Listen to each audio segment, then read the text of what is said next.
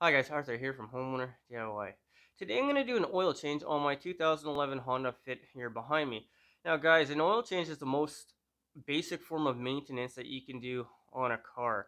With a minimal investment, you can do your own oil, your family, your friends, your neighbors, you can do a lot of work with this minimal stuff, and you'll be able to pay off your investments fairly quickly. Now, guys, one other reason that you want to do your own oil changes is that you can make sure that it's been done correctly. If you take it to a quick lube place, if they run out of the oil that you need, they'll just top it up with something else. Now, I will show you guys a couple things that I've learned over the years to make sure your project goes nice and smoothly the first time. So what we'll do now is material and tools. Alright guys, our materials list. So for my car, I need OW20. This is synthetic. I have my oil filter and then gloves. Guys, this is all that we need for material for this job. So what we'll do now is the tools list. Alright guys, this is our tools list. So I've got ramps. I have blocks to get the car high enough to get onto the ramps. I've got a funnel for filling. I've got my used oil pan. Guys, for engine oil, have a dedicated oil pan. I have my other funnel. That'll be to put the old oil into a container.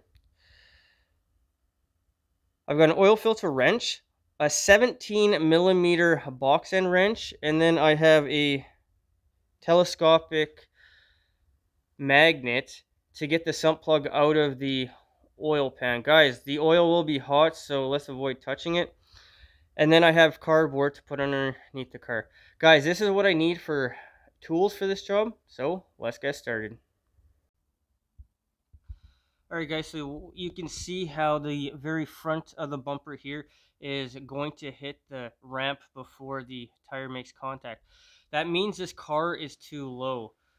So to address this issue, all I do is I throw a set of blocks underneath the tire, and that's going to lift the front bumper up just enough that the tire is going to contact the very front of the ramp here.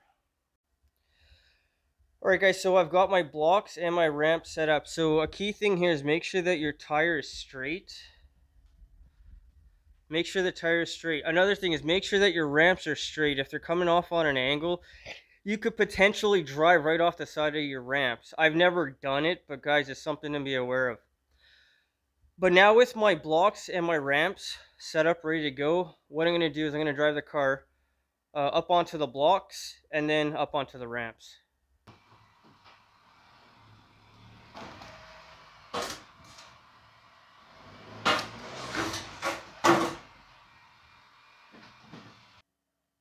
Alright guys, so with the car up on the ramps, now what I'm going to do is I'm going to get our cardboard underneath the car to catch any oil. And then we're going to prepare to remove the oil filter and the oil sump plug. Guys, you don't need to do this. I'm not going to. But if you want, you can also chalk the back wheels. I don't see how the car would roll off the ramp, because the ramp here, it has a low point. So unless you really push the car, it's not going to go anywhere. But also, you can just pull the e-brake. But guys, that's entirely up to you. But I'm not going to chalk the wheels, but that is an option. Alright guys, make sure that your car is up to operating temperature first, otherwise the oil won't flow so well. So this car is easy. Our oil filter is right there, and then the sump is at the bottom. Alright guys, so this is us underneath the engine block. Now, modern cars will have a cover, an aerodynamic cover. It's a plastic cover. Mine doesn't. As you can see, the big gaping hole, and you can see the oil filter up here at the top. So we have our oil filter here. So our sump plug is right here. Guys, these sumps, for the most part, I think they're made out of aluminum. So be gentle about loosening and tightening it. So righty tighty, lefty loosey.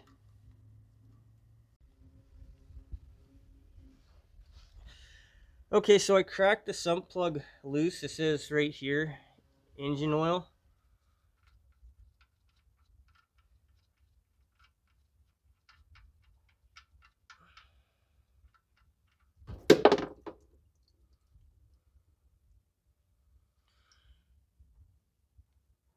So we'll let that drain out. Guys, one thing to keep in mind, the sump plug, they generally come with an aluminum washer, but like with everything else, over time they can start to wear out. If you go to a quick lube place, they can probably just give you a fiber washer as a replacement for free, or maybe for $1 or $2. So, but guys, don't keep cranking the sump plug if it's leaking, because this is only aluminum. So all you do is just go up and do it, hand tight it until it is snug, and then give it an extra quarter turn. Now guys, one of the things about doing your own oil changes is this gives you an opportunity to look at other things as well, to see if you have anything leaking, dripping, anything that needs attention. Like right here, I see a little bit of oil for some reason. On one of my oil changes, I remember that I realized one of my cooling hoses were leaking, so I had some preemptive maintenance. I noticed it right away and I fixed it before I blew a hose on the side of the road somewhere. But guys, once this is all done, dripping out, what I'm going to do is I'm going to put the sump plug back in. Alright guys, now we'll take our magnet and we're going to get our sump plug out. There it is. Guys, keep in mind the oil is really hot, so I don't suggest you putting your hands into the oil to get your sump plug out. But here you can see the fiber washer right here, the aluminum washer. Like I said, it will wear out with time, so if you can't get your sump plug to stop leaking, just go and get a fiber one from a quick lube oil place. Alright, so with the sump drained out, we're going to put the plug back on. Once again, standard threads, righty tighty, lefty loosey. So go up hand tight, and then with your wrench,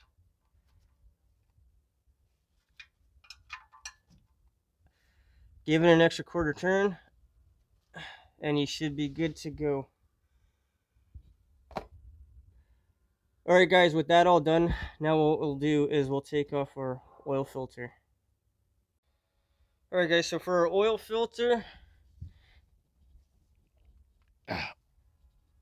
just undo it by hand. Once again, be careful because it is hot. Make sure your pan is underneath.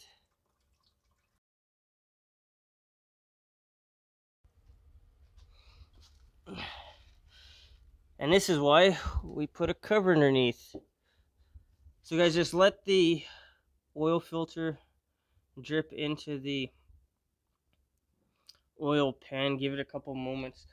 But while we're waiting for that, guys, this is something else that I've learned over the years. Alright guys, there is our threaded piece right there for our oil filter to go on. So guys, I once had this happen where the O-ring on the oil filter, so you see this O-ring here, it got stuck to the block and I didn't realize it. And when I put my new filter on, it misaligned the new one and I lost all my oil in the first 100 meters on the street. So guys, make sure that you always wipe that mating surface where the O-ring is gonna go to get any debris. And like I said, if the O-ring gets stuck, then at least you can remove it. So go ahead, guys, now our oil filter. I've already filled this with oil. Guys, I suggest you prime your oil filter first so you don't lose, you know, whatever the size of your oil filter, that amount of oil into your block, because it will go down for the first 100 kilometers. So if you fill your oil filter right away, you're going to keep your oil level up to the maximum amount for your specific car. But guys, with this, all we do is just screw the oil filter. And guys, just go hand tight. If you need to use the oil filter wrench, you can. So we have the new filter on now. So what I'm going to do is I'm going to go ahead and take off the cap and refill the engine block.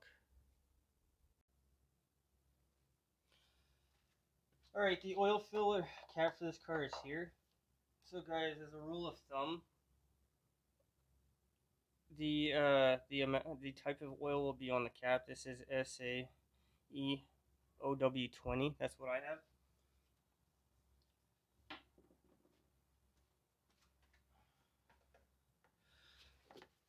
Alright guys, the amount for this car is just 3.8 liters. I suggest go a little bit low. Once you get the car back down, then you can top it up the rest of the way. But for this car, I actually need a funnel to be able to fill the oil.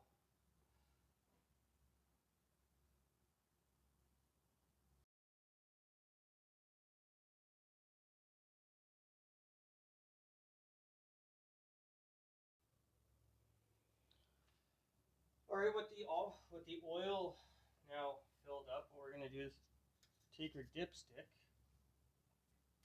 pull it out, wipe it off, and now we're gonna check our oil level. Now, based on the way I do it, it should not be full.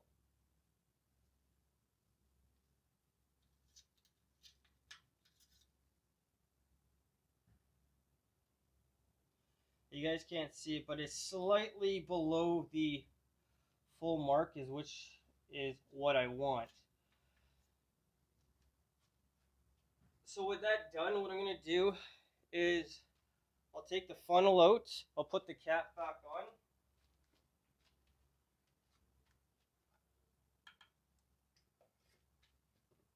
And then we're going to start the car and lower it.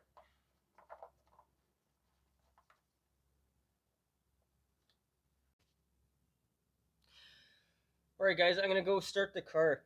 Now I suggest you run the car for a minute or two and make sure that nothing is leaking from the oil filter or from the oil sump. Alright, so the car is running. I don't see anything leaking from the filter or from the sump. Everything looks good. Guys, also make sure that you wipe the very bottom of any oil that is still there, just so you don't confuse yourself in case you think you might have a leak and it's just oil dripping. Filter is good, sump is good. Everything looks good, so what I'll do now is I'll lower the car down and then I'll check the oil level one more time. Alright guys, now we'll check our oil level one more time.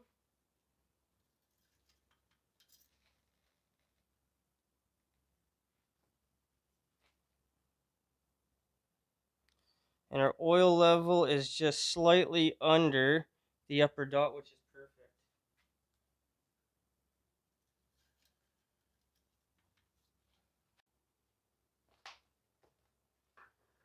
And guys, to be environmentally responsible, I have my old container. I just gave it a shot of paint so I know it's an old one. And then take your old oil, put it into an old container.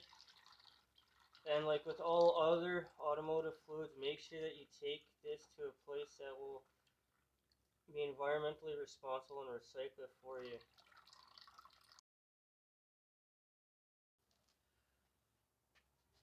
Alright guys, with that done, our oil change is complete. So what we'll do now is an overview of this job. Alright guys, so that concludes this project. So like I said, this is the most basic form of car maintenance. I mean, it's relatively quick and simple. You don't need much to do it. And I mean, you're going to save yourself a fair bit of money, especially when you start doing this for other people as well. Guys, when it comes to oil, make sure that you dispose of it properly. Take it to either a recycling center or a quick lube place and have them recycle it. Don't just throw it out. Treat this like any other automotive fluid where it's toxic to the environment. The time on this job, the time was about 40 minutes. I mean, it's a relatively straightforward job because I don't have an aerodynamic cover. I mean, that also eliminates that extra step, guys. For cars that are more modern, you're probably going to have a cover on them just so they will burn less fuel. The cost of this job, the cost was about $50. At least here, when it comes to oil, I can get 20 to 30% off jugs of oil when they're on sale. So what I do is I walk in whether I need oil or not. If it's a really good price, then I'll get some oil, and then I'll save it for when I need it for either myself or somebody else.